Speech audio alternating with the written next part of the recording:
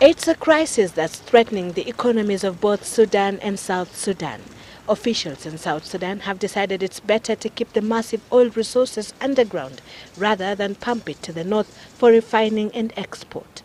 Oil production makes up 98% of South Sudan's revenue, but Juba is ready to risk it all. Oil wells are now being fleshed out for a shutdown. The program is expected to finish around 3 days more.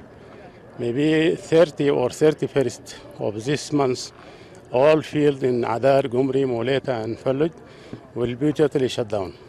The row centers on how much landlocked South Sudan, which became independent last year, should pay to send its oil exports through Sudan to the refinery and port at the Red Sea. South Sudan, the oil-rich but grossly underdeveloped world's newest state, lacks the infrastructure to refine and export its oil.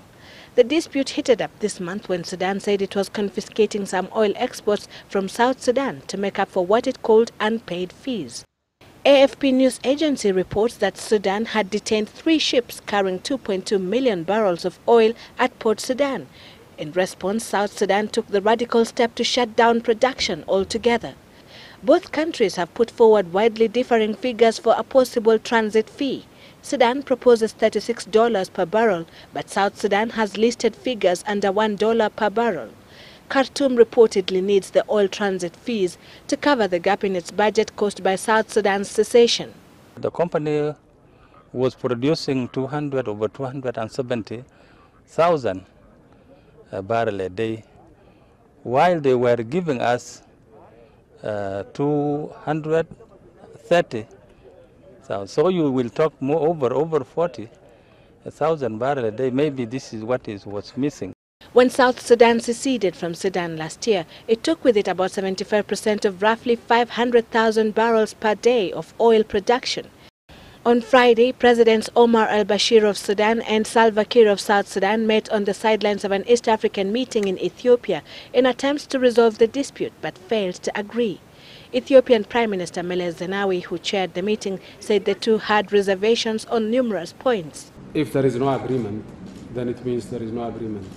President Mwai Kibaki, who is also the chair of IGAD, expressed concern that renewed hostilities between the two neighbors would be a setback to peace and stability in the entire Horn of Africa region.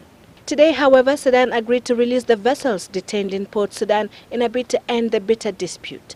But South Sudan is already considering an alternative refinery and export route through Kenya, even though it's extremely costly and could take 3 years or more to build a pipeline, according to experts.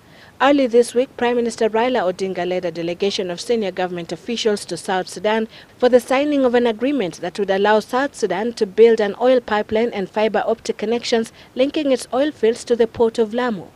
Officials in South Sudan's oil ministry, however, say no dates have been fixed for construction to begin. Sylvia Tibet, Citizen Weekend.